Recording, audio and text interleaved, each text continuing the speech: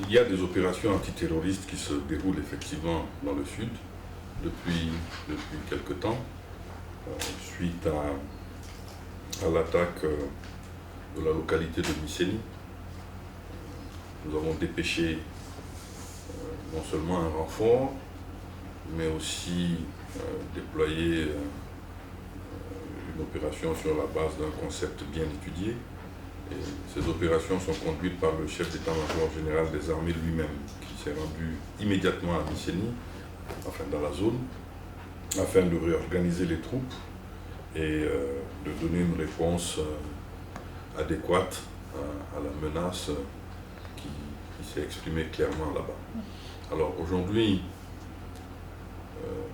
il y a des acquis en termes opérationnels.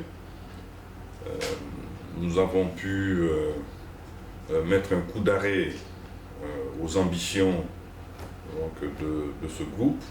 D'ailleurs, du matériel, non seulement roulant, des armes et divers objets ont pu être récupérés dans la forêt de Sama, n'est-ce pas, suite à une offensive qui nous a permis donc de démanteler un camp refuge dans cette forêt qui est très vaste, 13 500 hectares, très dense, sachant que les conditions météo dans le sud du Mali aujourd'hui ne sont pas très favorables, il pleut beaucoup, le terrain est difficile, mais je pense que les acquis, au moment où je vous parle, sont positifs. Mais il faut bien lire la situation, le développement de cette menace dans le sud du Mali et aussi dans le nord de la Côte d'Ivoire, certainement à l'est de la Guinée, à l'ouest peut-être dans les jours à venir du Burkina Faso, et ainsi de suite. Il faut dire clairement que le projet politique de ces groupes-là est de s'opposer à notre mode de vie démocratique, tolérant, moderne, ouvert sur le monde, et que pour ça, ils sont prêts à déstabiliser tous nos États. Je me suis rendu en Côte d'Ivoire afin de mettre en place une plateforme de coopération nous permettant d'optimiser nos forces à la partie frontière avec la Côte d'Ivoire.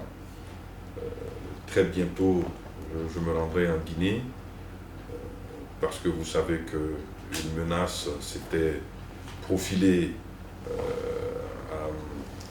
à Yanfolila, donc qui est un peu la ville jumelle de Mandiana en Guinée. Et nous avons dépêché une compagnie d'intervention rapide de la garde nationale et en collaboration avec nos frères et partenaires de la Guinée de manière à circonscrire les velléités qui pourraient s'exprimer dans cette partie du Mali.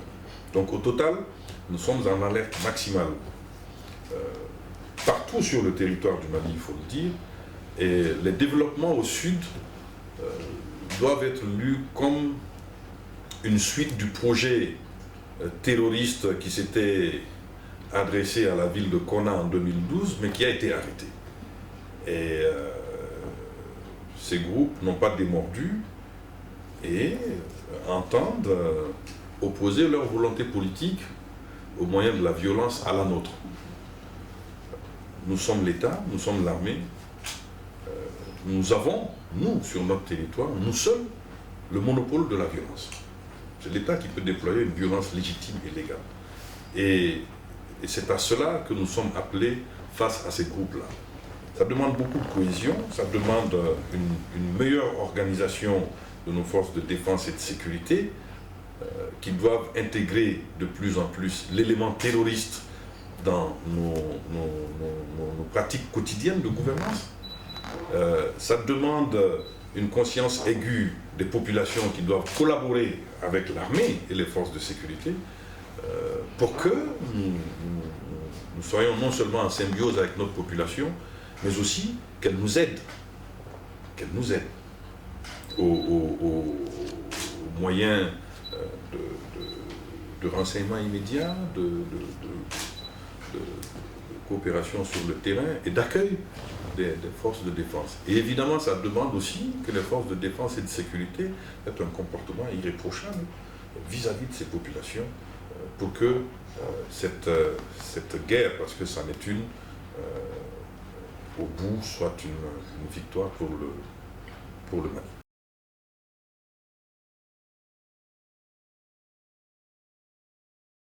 Aujourd'hui, ça se passe très bien. Ça se passe très bien. Les populations, nous le constatons, ont une confiance renouvelée en leur armée. Et nous voyons l'appréciation positive qui est faite de l'engagement clair des forces de défense et de sécurité à non seulement faire face aux attaques, à les traiter convenablement et à engager par moments des poursuites pour traquer et détruire le dispositif terroriste. Nous voyons que les populations partout sur le territoire manifestent un soutien aux forces armées et de sécurité. C'est pour cela que je disais que cette coopération est essentielle, et c'est pour cela que je disais qu'en retour, nous devons nous aussi, de notre côté, faire le maximum d'efforts pour que le comportement des hommes, le comportement de l'armée soit irréprochable.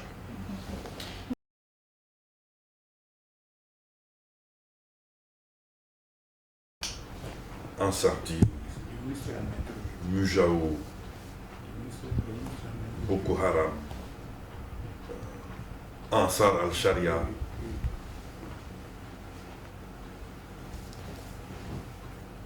JSPC dans le temps, Al-Qaïda dans le Maghreb islamique, aujourd'hui Daesh, ou appelez-les comme vous voulez, c'est du terrorisme. Prenant pour prétexte l'islam. Pour prétexte, je dis bien. Je vous ai dit que dans le fond, ils veulent s'opposer à une manière de vivre. Alors, quel que soit le nom, ou l'enseigne devant leur crèmerie, le principe est le même. S'attaquer à un État légitime. S'attaquer à des populations pour leur faire peur, de manière à imposer leur volonté. Et pour certains, leur volonté, non seulement d'asservir un peuple, mais aussi d'avoir un territoire à leur disposition, de manière à répondre favorablement et efficacement aux sollicitations de leurs complices narcotrafiquants. Je vous inviterai à analyser les zones d'activité de ces groupes terroristes, que ce soit dans le nord du Mali, au sud de l'Égypte, de la Libye, en Égypte. Aujourd'hui, on sait ce qui s'y passe au Niger. Et dans ce que je vous ai indiqué tout à l'heure par rapport à notre sud et à nos voisins, ma thèse est qu'un nouvel arc de fragilité de nos États est en train de se tracer sur cette ligne-là que je vous ai décrite. La Guinée à l'est, le Mali au sud, la Côte d'Ivoire au nord, le Burkina à l'est et le Niger, donc sur toute la zone qui concerne Niamey, et puis un peu plus haut, donc avec la frontière avec la Libye. Mais dans la partie qui concerne la Guinée, la Côte d'Ivoire, le Burkina et le Mali, vous vous rendrez compte que sur cette zone-là, il y a un élément intéressant. C'est un élément qui est lié à l'activité d'orpaillage. Donc sur cette zone, on pourrait peut-être la pousser jusqu'au Sénégal oriental. Si nous essayons de rapprocher les sites où nous avons identifié des activités, ou en tout cas nous avons soupçonné un passage de ces groupes terroristes, nous nous rendons compte aussi que ça correspond un peu au site d'orpaillage. Donc, il faut que nous fassions très attention à ces sites d'orpaillage qui aujourd'hui sont des petites villes. Il y a plusieurs dizaines de milliers de personnes sur ces sites-là. Et vous y trouvez beaucoup d'activités qui ne sont pas forcément des activités tolérables dans des États organisés. Et de surcroît, je prétends que ces sites d'orpaillage sont en train de devenir des sources de financement de ces groupes terroristes. Autrement dit, se servent dans notre sous-sol, ils prennent notre or alluvionnaire et se financent dessus. Ce n'est plus uniquement la drogue, les activités de trafic de drogue ou les prises d'otages qui aujourd'hui financent ce grand terrorisme-là. Mais c'est aussi, en tout cas ce que mon analyse personnelle, là où mon analyse personnelle me conduit aujourd'hui, c'est de considérer les sites d'orpaillage comme étant des éléments à surveiller et à surveiller, mais vraiment de très près, par rapport au refuge des terroristes et par rapport aux sources de financement du terrorisme, surtout ce salafisme violent qui s'exprime dans notre pays, mais dont les éléments sont dans nos pays depuis fort bien longtemps. Depuis fort bien longtemps.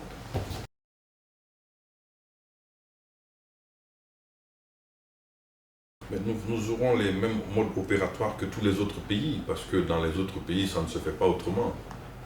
La difficulté de la lutte contre le terrorisme, c'est bien cela. Il ne s'agit pas d'une armée qui vient d'ailleurs, qui nous attaque à nos frontières. Il s'agit d'un ennemi qui est parmi nous et qui peut s'exprimer n'importe où, à n'importe quel moment. Cette expression violente sur base confessionnelle a été nourrie patiemment dans beaucoup de nos pays. Les adhérents à cette thèse radicale et excluante sont dans notre pays depuis très longtemps, mais depuis l'époque de la colonisation, enfin en tout cas de l'administration coloniale, il y a eu des velléités. Il y a des épisodes de l'histoire où certains membres de certaines confréries ont été obligés de se cacher dans des puits parce qu'ils étaient traqués par l'administration. Et donc il y a eu une sédimentation pendant toutes ces années-là et un contexte international favorable à leur éclosion, je veux dire. Ce qui s'est passé en Libye, on ne va pas revenir là-dessus. Les actions de l'OTAN en Libye et leurs conséquences, cela a été abondamment traité. Il y a aussi les faiblesses internes de nos États, n'est-ce pas? Et peut-être les difficultés que nous avons, les États post-coloniaux, à prendre en charge nos problèmes. Donc c'est un ensemble de choses qui font qu'aujourd'hui, nous devons changer de posture en matière de gouvernance, en matière de règles de gestion publique, en matière de comportement social, y compris de la classe dirigeante. À ce titre-là, moi, j'adhère totalement à toutes les positions qui sont prises de manière claire par le chef de l'État ces derniers temps, par rapport à l'orthodoxie dans la gestion. Tout ça fait partie de l'arsenal qui doit faire face au terrorisme et à la déstabilisation intérieure. La DAWA, ce sont des membres de la DAWA. La DAWA qui est une organisation qui de plus en plus nous amène à nous poser des questions. Il y a des Maliens, des Franco-Maliens, des Français, des Mauritaniens, mais c'est un dossier qui est pris en charge par les services spécialisés qui sont en train de le traiter. Ce que je veux vous dire, c'est qu'ils étaient en Côte d'Ivoire, passer la frontière, parce que les prêches là-bas ont été interdites. Comment sont-ils arrivés en Côte d'Ivoire? Certainement, en tout cas pour ceux qui sont français ou franco-maliens, ils ont dû emprunter les voies aériennes pour arriver en Côte d'Ivoire, cheminer jusqu'au nord. Donc suite à la décision ivoirienne d'interdire toutes ces prêches qui sont des prêches violentes. Donc, ils ont décidé de s'embarquer vers le Mali.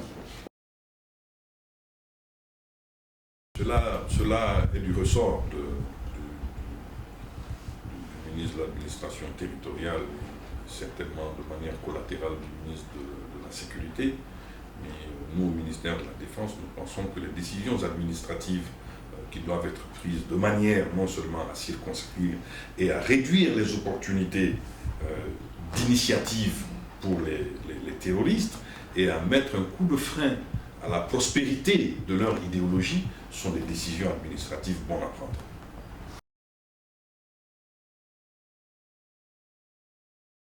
Nous faisons beaucoup d'efforts.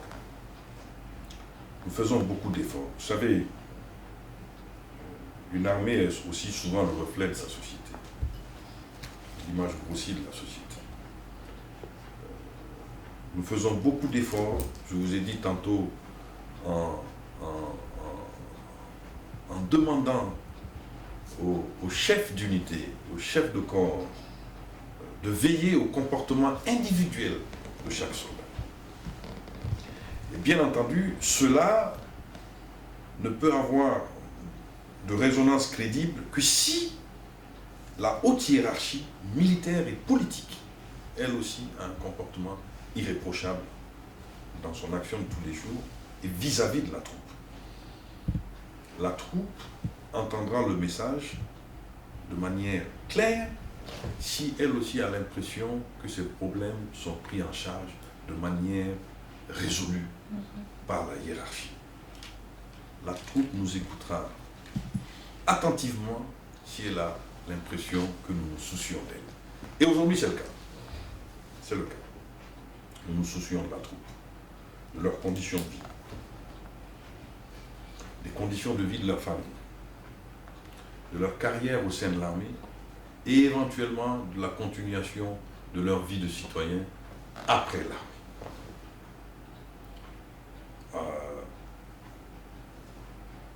Je suis sûr que vous m'en parlerez, vous parlerez de la LOPM, qui sur 5 ans donne un certain nombre de moyens de manière à améliorer les conditions de vie du soldat malien, à améliorer ses capacités opérationnelles, à améliorer les liens, les relations entre le commandement et la troupe, en renforçant les formations, y compris pour les responsables, les formations en matière d'éthique, de comportement, en matière de renforcement de la chaîne de commandement et du pouvoir positif des chefs sur la troupe. Bref, tout un environnement qui fera en sorte que la confiance soit renforcée au niveau du soldat. Alors, je pense qu'il y a aujourd'hui un état d'esprit positif, parce que nous nous battons. C'est l'état d'esprit qui est le plus important quand nous nous battons. Il y a le niveau d'équipement, les capacités de se mouvoir sur terre comme dans les airs. Nous sommes en train de chercher des solutions pour améliorer l'aéromobilité de notre armée. Mais il y a surtout l'état d'esprit. Nous nous battons pour le drapeau. Est-ce que les chefs qui nous dirigent sont des chefs pour qui nous avons une confiance claire? C'est tout cela qui fait que l'armée devient un tout cohérent, mais surtout un tout efficace. Le travail a commencé et je crois que les résultats que nous avons eus sur le terrain prouvent qu'il y a un frémissement, en tout cas qu'il y a l'amorce d'un mieux-être.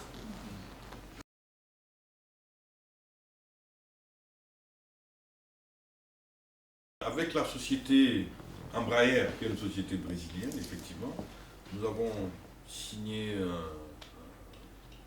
un contrat d'acquisition d'un certain nombre d'aéronefs.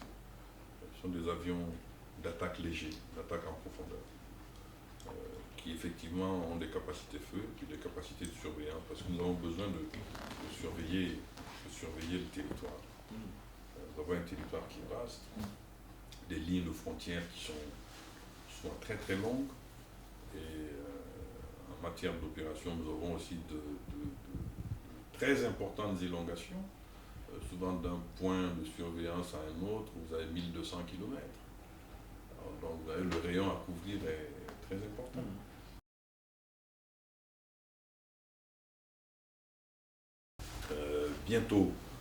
Bientôt parce que en fait la procédure n'est pas totalement bouclée. Vous savez, le Mali n'a pas beaucoup de moyens.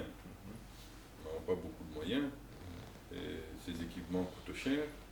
Ce que je peux vous dire, c'est que le contrat est signé, mais il y a encore quelques étapes à boucler de manière à le rendre totalement opérationnel. Mais nous espérons finir ça rapidement afin que l'armée de l'air puisse remplir son contrat opérationnel dans les mois à venir. Enfin, en tout cas, dans les 10 à 12 mois à venir, il faut que...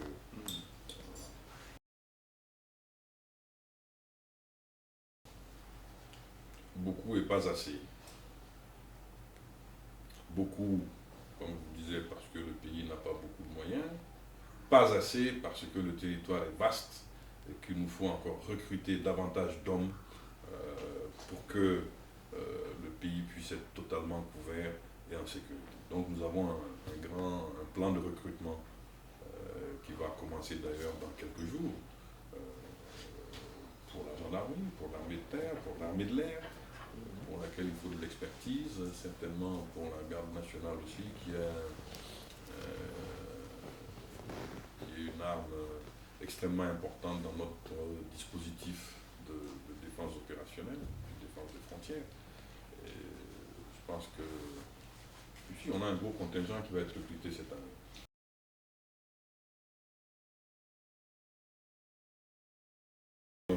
C'est pas un vrai chiffre, c'est plus que ça. C'est plus que ça. Un peu. Ah bon? L'objectif à terme, c'est avoir une armée déployée sur l'ensemble du territoire. Je ne vous donnerai pas de chiffres. Je pense que vous pourrez peut-être continuer à les chercher, mais en l'état actuel de la situation, je ne peux pas vous donner de chiffres. Et vous verrez certainement dans les jours à venir, en tout cas les annonces et tous les éléments d'information publique concernant le recrutement. Vous allez voir. Mais je dois vous dire qu'aujourd'hui, nous avons, oui, bien sûr, plus de 10 000 hommes. Mais il faut faire des choses.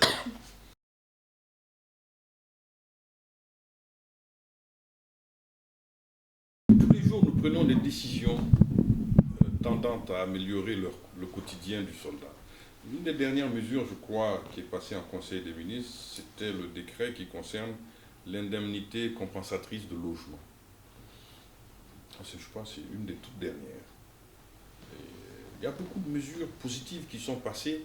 Évidemment, nous ne communiquons pas là-dessus parce que moi-même, j'estime que nous n'avons pas à faire beaucoup trop de tintamarre autour de dispositions que nous prenons.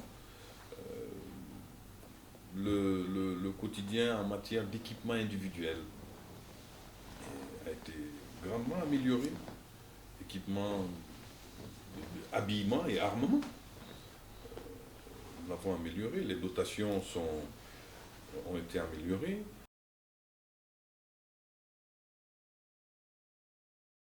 L'indemnité de logement, je ne pourrais pas vous donner le détail, mais aujourd'hui, le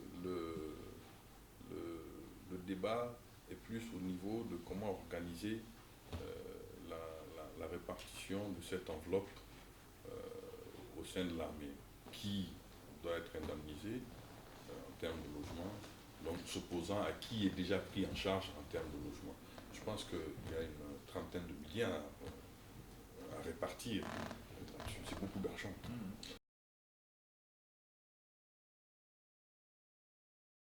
La question du logement est centrale. La question du logement est centrale parce que c'est une question, j'ai envie de dire, de permanence sociale. Il y a la vie en caserne, mais il y a la vie hors des casernes. Déjà, il faut que nous prenions en charge la modernisation des casernes, la construction de nouvelles casernes, parce qu'une armée aussi, c'est une vie en caserne, une vie de caserne. Et puis, il y a la vie en dehors des casernes, souvent la vie après l'armée ou encore pendant l'armée avec la famille. Donc, la question du logement est centrale. Tous les projets, il y a beaucoup de projets qui ont été ébauchés par mes prédécesseurs. Donc, ce sont des projets qui sont là, qui continuent leur chemin.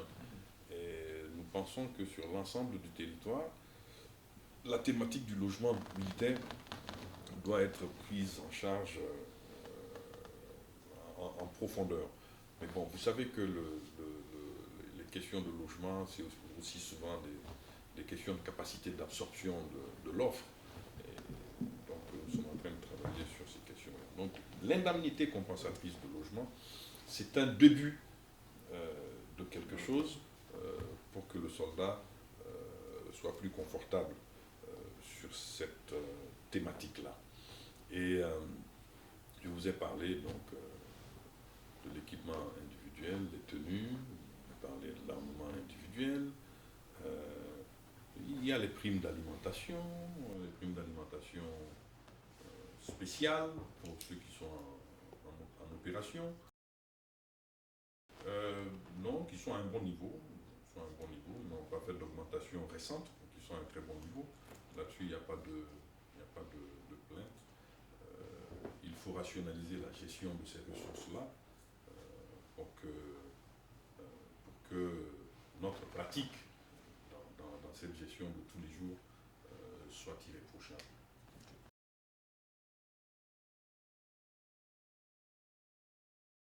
Déjà, il faut pour une énième fois, et on ne se lassera jamais de le faire, saluer la signature de cet accord de Bamako, préparé à Alger, mais signé à Bamako. Et je vous confirme que dans sa mise en œuvre, le ministère de la Défense est en première ligne. Déjà, pour faire en sorte que la cessation des hostilités et le cessez-le-feu deviennent une constante. Et deuxièmement, contribuer à ce que de part et d'autre, les éléments qui ont été faits prisonniers puissent être libérés pour ceux d'entre eux qui sont libérables. Troisièmement, faire fonctionner les différents outils, comité de suivi, comité technique sur le terrain, pour que la sécurité dans toutes les zones qui ont été soumises au conflit et celles où un potentiel d'insécurité ou de violence résiduelle pourrait s'exprimer puissent bénéficier d'une protection par les forces armées maliennes, mais aussi en collaboration avec les groupes armés qui aujourd'hui adhèrent sincèrement à l'accord. Je dis bien adhèrent sincèrement à l'accord. Parce que, bien souvent, il s'agit d'éléments ressortissants de ces zones-là, qui eux-mêmes ont intérêt à ce que leur famille, leur entourage, bénéficient du maximum de protection, faciliter le retour des réfugiés, faciliter la reprise d'une vie normale. Et là peut commencer déjà une fraternité d'armes renouvelée. Fraternité d'armes renouvelée. Alors, au bout de ce genre de crise et d'épisodes violents, il y a un processus communément désigné par l'acronyme DDR. C'est le cœur du mécanisme de mise en œuvre de l'accord. Et c'est, à mon avis, l'adjuvant principal pour atteindre la paix. Il faut réussir ce processus pour éviter une rechute ou éviter la production de nouveaux éléments chrysogènes. C'est ainsi que le ministère de la Défense, en interne, depuis plusieurs mois, travaille sur sa conception, sa vision du processus DDR. Nous avons fini la semaine dernière et j'ai écrit au Premier ministre, chef du gouvernement, pour lui transmettre notre vision de comment devait se dérouler ce processus pour que les chances de réussite soient optimisées. Et dans ce processus, il faut beaucoup de moyens. Il faut commencer par les sites de cantonnement pour identifier qui est combattant de quelle obédience, qui veut faire quoi pour la suite, dans la mesure où nous avons décidé de mettre fin à toutes les violences, qui veut devenir soldat dans l'armée malienne pour servir le Mali, qui veut devenir cordonnier, qui veut devenir transporteur, qui veut devenir maçon, qui veut devenir ingénieur, et j'en passe. Cantonnement, identification, et puis donc aussi le filtre sanitaire. Ah oui, absolument. Il faut absolument que tous ces combattants soient évalués d'un point de vue sanitaire. Sont-ils malades? Sont-ils en bonne santé? Ont-ils besoin de soins particuliers? Et ainsi de suite.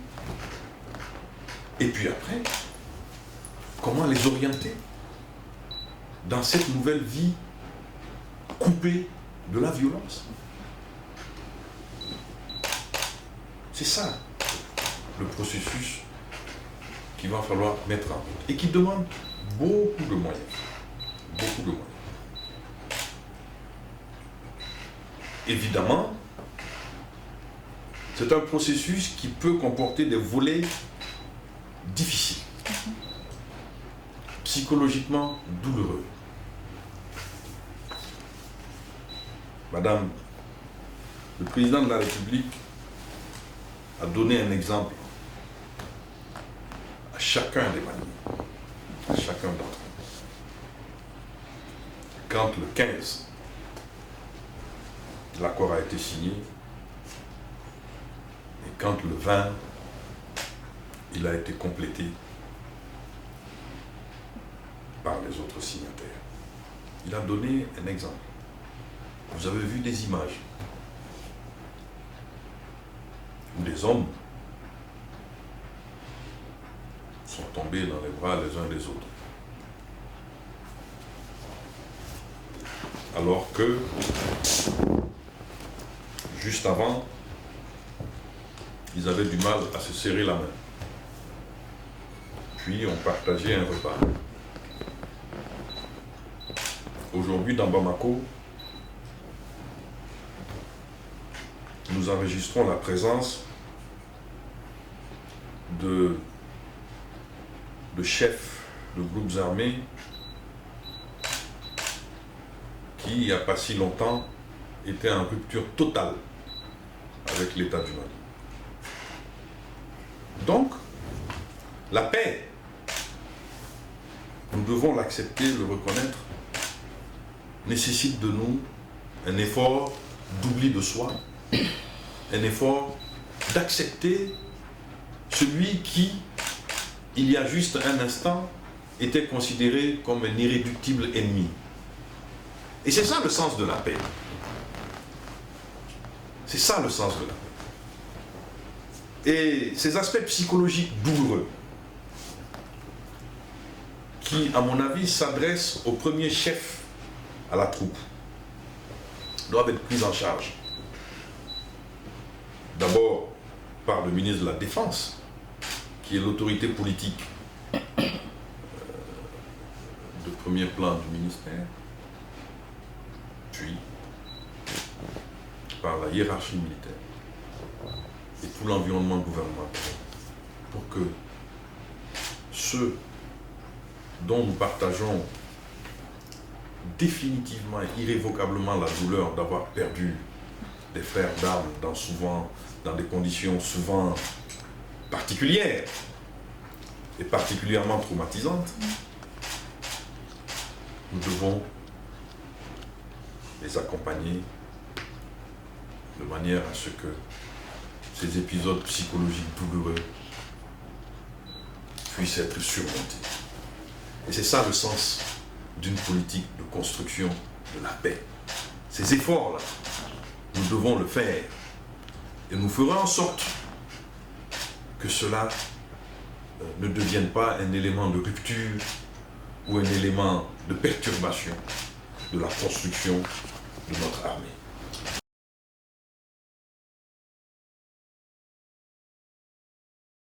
Bien sûr qu'il y a des peurs. C'est bien ce que je vous ai dit. De manière euphémique, je vous ai dit, je vous ai parlé d'épisodes psychologiques douloureux. Mais bien entendu que dans un tel processus, il y a une peur de rechute.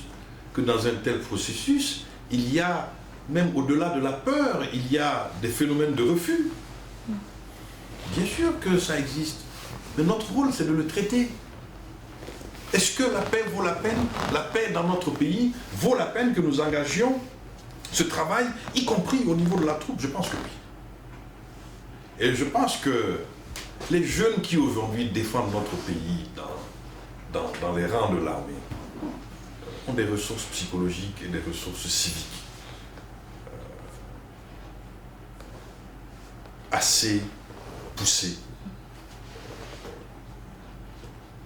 pour comprendre que pour que l'essentiel demeure, il faut souvent que quelque chose change.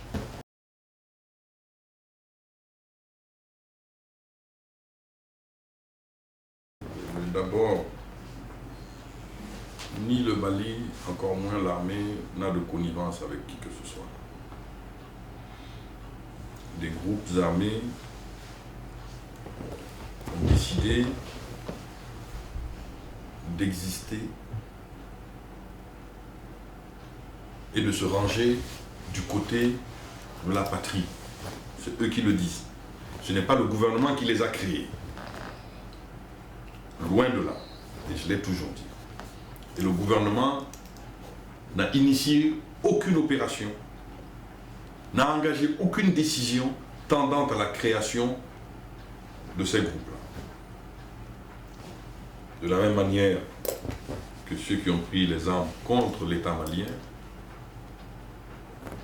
de cette même manière, ces groupes armés qui se disent patriotes ont été créés. Pourquoi ferait-on un mauvais procès au gouvernement là-dessus? Pourquoi?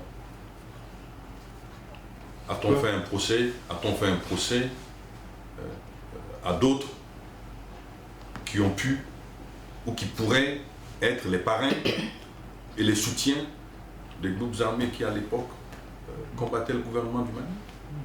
Non. Je pense qu'aujourd'hui, d'ailleurs, ce débat est éculé, il est dépassé. Tout le monde a signé l'accord de paix.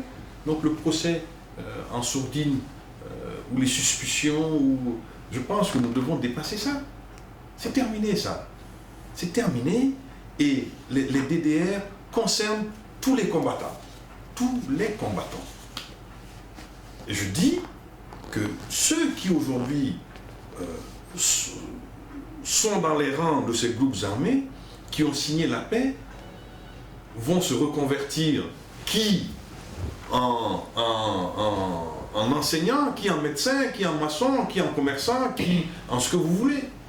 Et si certains veulent continuer dans le métier des armes pour servir le Mali, il y aura une voie faite de formation, parce qu'il faut être formé civiquement, formation politique, en conformité avec les intérêts du Mali, à des règles d'éthique qui sont celles d'un soldat d'une armée régulière qui a des règles d'engagement particulières, etc. C'est cela. Mais le procès, il faut finir avec ça. Vous me permettrez de laisser au Parlement ses prérogatives. La commission d'enquête parlementaire fait un travail dans le cadre d'attributions qui ne sont pas celles du gouvernement. Donc je ne m'exprimerai pas sur ce rapport que je n'ai pas vu du reste. Sur le plan opérationnel, qui peut nous concerner, vous avez reconnu que ce qui s'est passé à Kidal s'est mal passé pour nous.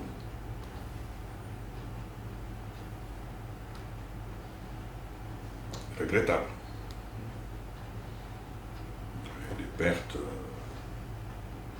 en vies humaines au-delà de ce qui pouvait être accepté dans le cadre d'une opération militaire. Parce que quand nous sommes en opération, malheureusement, le fait de perdre des hommes fait partie des données. Mais à Kidal ont été assassinés de manière cruelle, inhumaine, des fonctionnaires civils. Et aucun soldat malien, je dis bien aucun soldat malien, aujourd'hui encore, ne peut s'empêcher de vivre mal l'assassinat de ces fonctionnaires. Pour le reste, l'opération militaire montée dans les conditions dans lesquelles elle a été montée a été un échec.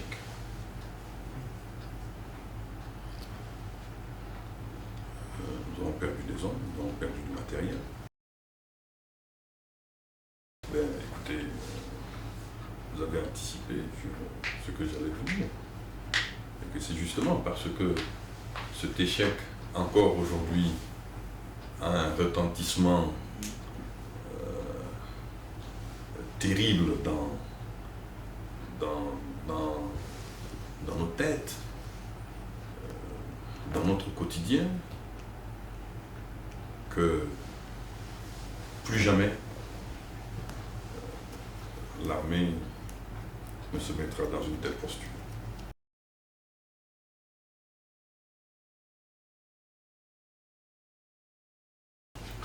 Vous avez dit tantôt que notre pays est un pays qui, par la grâce de Dieu, nous avons un grand pays par l'histoire, mais pas seulement. Le territoire est très grand. Et un terrain difficile. Difficile. Les réalités géographiques, les aspects du relief d'une zone à l'autre, je parlerai aussi des aspects climatiques, sont très différents dans notre pays.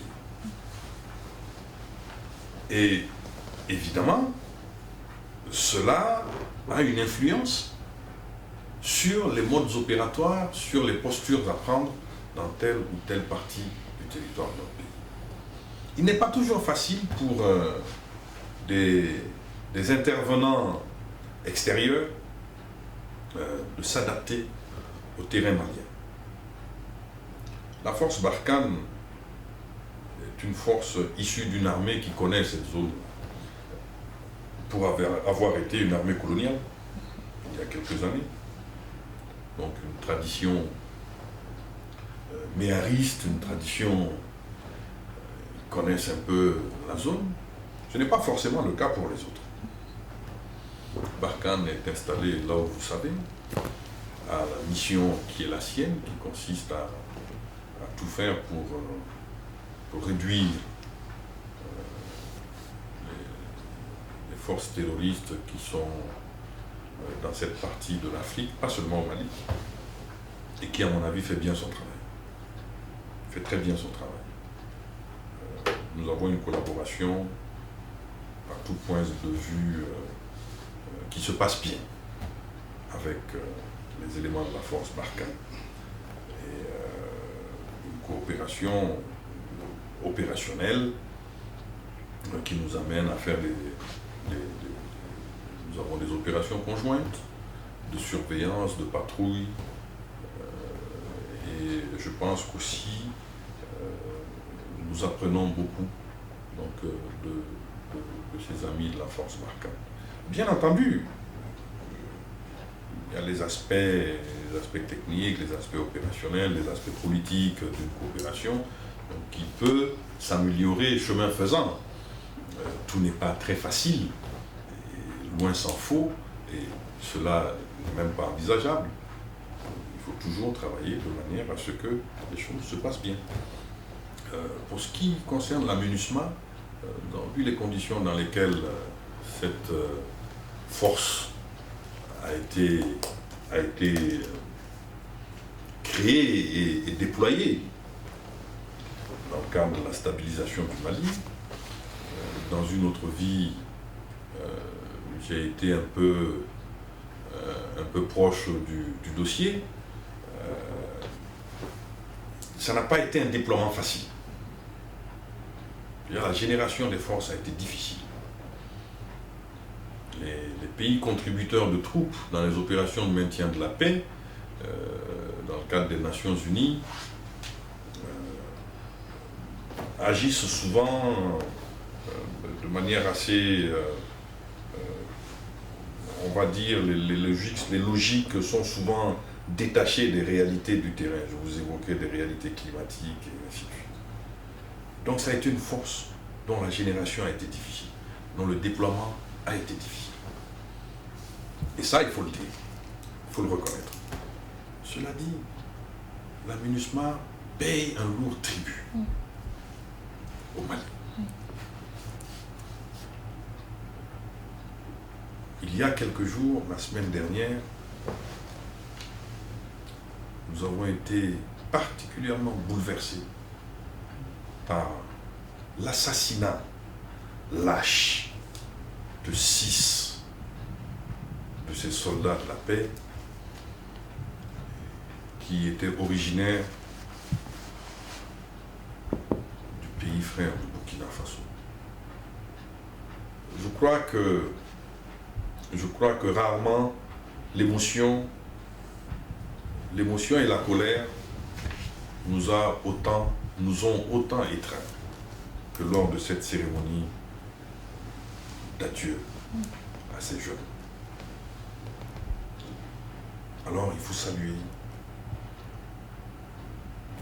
toutes ces composantes de l'outil de construction de paix au Mali, de l'outil de sécurisation et de stabilisation au Mali, Barkhane et la MINUSMA. Maintenant, au quotidien, nous devons faire beaucoup d'efforts avec la MINUSMA pour la sécurisation notamment des convois entre Douansana et Gao, Douansana et Tombouctou. Aujourd'hui, ce sont les FAMA qui le font. Nous pensons que nous arriverons à un moment où il faut absolument avoir des dispositifs de sécurisation, soit conjoints ou mixtes, à tout le moins conjoints. Donc des convois humanitaires, des convois d'approvisionnement de ces villes-là et même d'approvisionnement des forces de la MINUSMA. Cela est essentiel. Et vous savez, la construction de la paix et la stabilisation comportent des éléments qui sont souvent, d'un point de vue technique, extrêmement difficiles. C'est la lutte contre tous les dispositifs explosifs posés qui jalonnent notre territoire. Je veux parler des mines. Et nous allons devoir engager une grande opération de déminage. Parce que sinon, pendant que nous serions en train de mettre en œuvre l'accord, nous allons continuer à perdre et des citoyens et des soldats, mais aussi et surtout des citoyens innocents, parmi lesquels on aura des enfants qui vont sauter sur ces mines-là. Et donc cette opération, j'ai l'intention de solliciter nos amis de la MINUSMA et les autres pour que, en marge de la mise en œuvre de l'accord de paix, nous puissions garantir la sécurité de ceux qui vivent dans ces zones-là, qui aujourd'hui sont touchés de mines.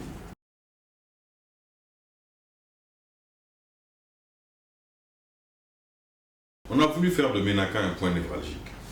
Il ne s'est rien passé à Ménaka. Évidemment, il y a eu l'attaque de la plateforme contre les forces de la CMA, mais il y en a eu sur d'autres points du territoire. Et ça, il faut le dire. Et cela a été, à un moment donné, on a voulu faire de ça presque un élément de blocage de l'avancée vers la paix. Et ce n'est pas le fait des groupes armés, c'est le fait d'autres acteurs. À mon avis, il faut leur poser la question, et je crois que vos papiers que je lis régulièrement sont pertinents à un tel point que vous savez qui c'est. Mais alors, on parle du retour de l'armée malienne à Ménaka. Mais l'armée malienne n'a jamais quitté Ménaka. C'est une fausse information, délibérément mise en avant pour brouiller la compréhension de l'opinion que de dire que l'armée malienne est retournée à Ménaka et qui plus est retournée trop vite. C'est vraiment une manipulation de la réalité. L'armée malienne n'a jamais quitté Ménaka. Jamais. Suite aux événements de Kidal que vous m'avez obligé à évoquer, l'armée s'est auto-cantonnée pour donner le maximum de chance aux efforts des amis du Mali et plus particulièrement à ceux du président Abdelaziz de la Mauritanie qui à l'époque était le président en exercice de l'organisation de l'Union africaine, qui a mis de son temps, de son énergie pour obtenir un arrêt des hostilités. Cessez-le-feu, déclaration de cessation des hostilités. À ce jour, l'armée malienne a observé avec une stricte rigueur les dispositions de ce cessez-le-feu et de cette déclaration de cessation des activités, des hostilités. Mais cela n'a pas été le cas pour tous les acteurs. Voudriez-vous que j'évoque ici Abouni, dont le maire fut chassé, et un drapeau planté qui n'était pas celui du Mali? Faut-il que je parle de ce qui s'est passé à répétition à Ténèbou, Nampala et ainsi de suite, à Léré, Djabali, et tout ce qui s'est passé aux environs de Ménaka, justement, à Tin Fadimata et tout ça. Le cessez-le-feu a été violé depuis sa signature, suite aux efforts du président de la République islamique de Mauritanie, a été violé peut-être une trentaine de fois, sur une trentaine également de localités. Pourquoi le cas de Ménaka est devenu emblématique? Et je vous dis, je vous répète, je demande à être démenti, l'armée n'a jamais quitté Ménaka.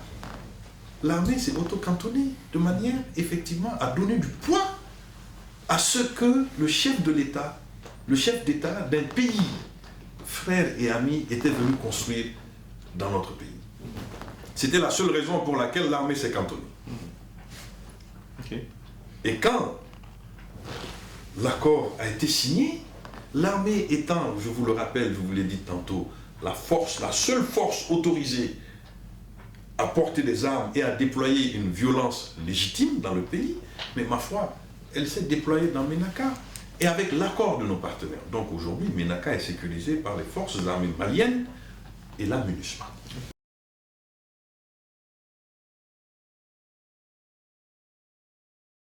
Ce n'est pas exact.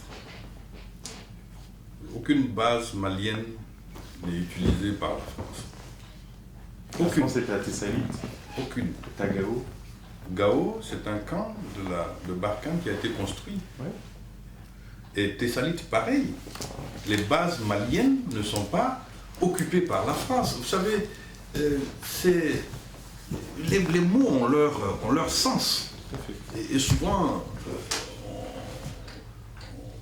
ont un retentissement particulier au sein de l'opinion. Donc il faut que nous soyons justes.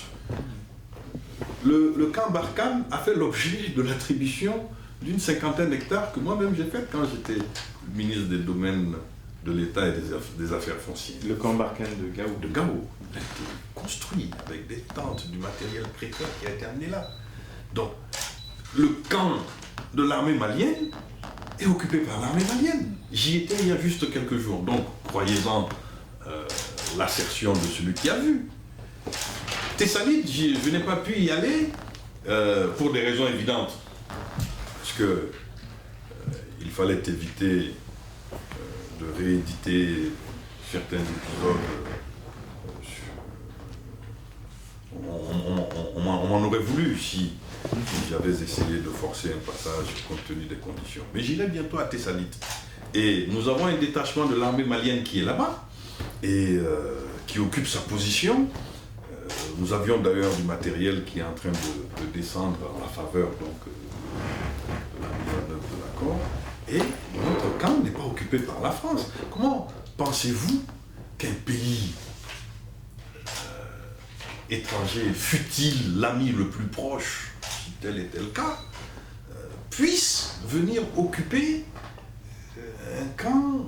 Ça peut se faire dans le cadre d'accords. Oui. S'il y a des accords pour qu'il y ait une cohabitation dans un camp, quand vous recevez des gens chez vous, vous les logez dans votre maison. Mais c'est pas les mettre dehors. Laissez-moi prospérer dans mon raisonnement. Mais ce n'est pas parce que nous recevons des amis au sein de nos camps que nos camps vont être réputés comme étant occupés par ces amis-là. C'est quand même un raisonnement un tout petit peu pernicieux. Moi, il y a des fonctionnaires de l'armée française qui sont coopérants ici, mais est-ce que c'est Jean-Yves Le Drian qui est le ministre de la Défense du Mali? Non, c'est moi qui suis le ministre de la Défense du Mali. C'est moi qui prends mes décisions. C'est pas parce que j'ai un ami qui me donne la ressource humaine pour les nécessités de notre amitié que lui devient forcément chef de ma famille. Ce n'est pas comme ça.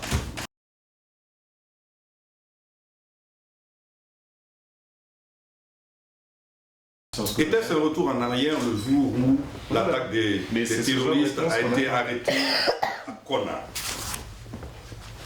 Est-ce que nous allons décider de nous débarrasser du complexe des colonisés?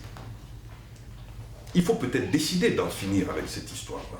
Moi, je parle avec mon homologue de ministre à ministre. Donc, il faut arrêter ça. Nous avons eu besoin qu'un ami vienne nous aider, de la même manière que nos ancêtres sont allés les aider lors de la Grande Guerre dont nous avons fêté le centenaire il n'y a pas très longtemps. Et après celle-là, il y a eu la Seconde Guerre mondiale, pendant laquelle de nombreux Maliens sont morts, ce qu'on appelle les tirailleurs sénégalais. La majorité étaient des Soudanais, des Maliens. Alors, en 2012, nous avons eu besoin que ce pays vienne nous aider parce que nous n'étions pas en position et en situation de contrer ce qui pouvait transformer définitivement le destin de notre pays. Mais alors, est-ce que ce jour-là, nous avons parlé de retour en arrière? Non.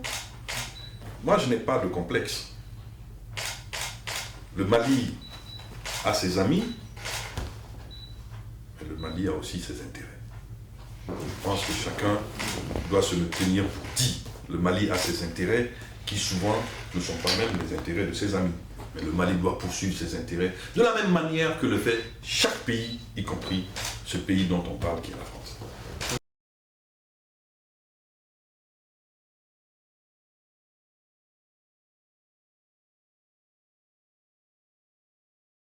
Nous avons créé ce regroupement pour le mettre au service du mandat du président.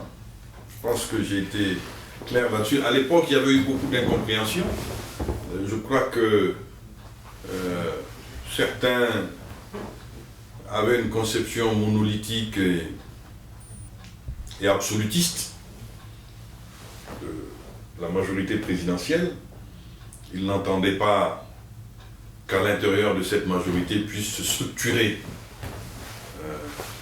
des forces d'entraînement et de propositions internes. Et donc la naissance de l'AFD en tant qu'entité a, c'est vrai, suscité beaucoup de malentendus, mais je pense que c'est derrière nous. Moi je suis le président du DD, je suis le président de l'AFD, donc le regroupement qui s'est fait autour de nous. L'objectif, c'est que nous puissions évoluer avec le Mali. Les forces politiques en présence sont les produits de contradictions qui, à mon avis, aujourd'hui, ne sont plus valables. Ce sont les contradictions qui ont prévalu en 1991, qui ont présidé en 90 et en 91 aux accélérations historiques d'abord. Et aujourd'hui, j'ai le sentiment que ces contradictions ne sont plus valables. Le Mali doit être lu d'une autre manière.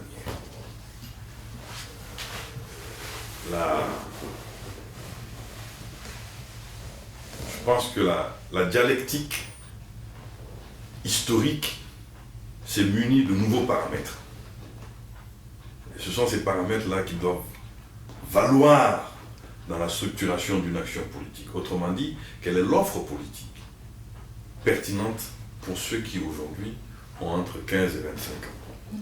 Parce que la formation politique commence là. Il ne faut pas se leurrer. Si aujourd'hui nous sommes dans cette situation de désert idéologique, d'absence totale de désir de changement et de transformation au sein de notre jeunesse, c'est que la formation politique, passez-moi l'expression, a foutu le camp. Quelle offre politique peut être pertinente pour ces jeunes-là? Ces jeunes qui sont nés dans Facebook et qui vont certainement vivre dans le virtuel et la dématérialisation, n'est-ce pas? Quelle offre politique est pertinente pour eux? Est-ce que nous allons encore les mettre en face nos saints patrons qui vont de Modibo Keïta, le vénérable Modibo Keïta, cher général Moussa Traoré, Alpha Omar Konaré, ATT, Fili Dabo, Marwa Kassoum, Mbodj assassiné à Baradadi, et ainsi de suite. Parce que c'est ce discours-là que nous allons continuer à leur tenir. Ceux qui vont voter là pour les élections municipales pour la première fois n'étaient pas nés quand les contradictions de 91 atteignaient leur point culminant, au point d'arriver à la rupture historique. Ils n'étaient pas nés. Que signifie pour eux le jeu de ces facteurs-là? À mon avis, très peu de choses. Et mon point de vue est que nous devons travailler à ce que des appareils politiques, des concepts politiques novateurs puissent mobiliser les Maliens au chevet de leur pays. C'est ça le fond de mon action. Et c'est pour ça que je pense qu'une transformation est nécessaire, y compris pour mon propre parti. Ce n'est pas facile, parce que, y compris dans mon parti, je suis combattu. J'ai des camarades qui sont de véritables freins à la transformation. Mais l'histoire s'imposera à chacun, sans aucun doute. Et l'AFD est une plateforme qui va faire appel à ceux qui peuvent être intéressés par cette vision-là, qui peut-être a besoin d'être un peu mieux structurée, peut-être un peu mieux exprimée, et pour mettre au service de la construction démocratique du Mali un outil politique capable de faire face aux défis.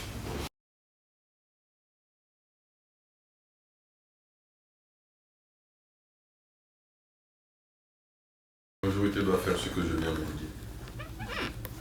Ce que vous dites. 3 mois, vous pouvez Ce que vous faire dites. ça? Non, vous savez, bon, je vous parlais des élections à venir. Mais ce travail aurait dû être fait. Il aurait dû être fait. Et tant que nous ne le ferons pas, nous allons avoir à regretter ce genre de phénomène. L'abstention, vous voulez dire? Le désintérêt. Le désintérêt. L'abstention est un acte politique. Le désintérêt est l'absence de la politique. C'est différent. Alors, pour les élections municipales, il s'agit d'élections de proximité, scrutin de liste, mais couplé aux élections régionales.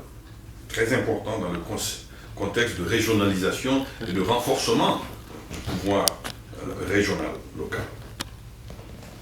Je pense que la majorité doit beaucoup travailler sur le terrain, chacun dans son parti, déjà pour mobiliser. Et puis, se dire que l'efficacité viendra de la mise en commun des forces. Principe militaire, d'ailleurs, je suis bien placé pour le dire, plutôt que de la dispersion des forces. Il faut faire un effort pour que dans les localités où des acteurs politiques de premier plan, de partis membres de la majorité peuvent faire la décision, eh bien, que les listes se construisent autour de ces acteurs politiques. C'est ainsi que nous allons préfigurer un grand mouvement qui va porter le Mali. Non seulement soutenir sur le plan politique l'action du président de la République, mais aussi aller au-delà de manière à ce qu'un nouveau mouvement politique majoritaire sur le plan sociologique au sein du pays, je ne parle pas de ces majorités mécaniques qu'on peut construire avec beaucoup de choses, mais une majorité sociologique et historique qui puisse faire en sorte que notre pays soit porté par cette nouvelle vague politique. Mais les élections à venir sont très importantes, peut-être une des plus importantes du mouvement.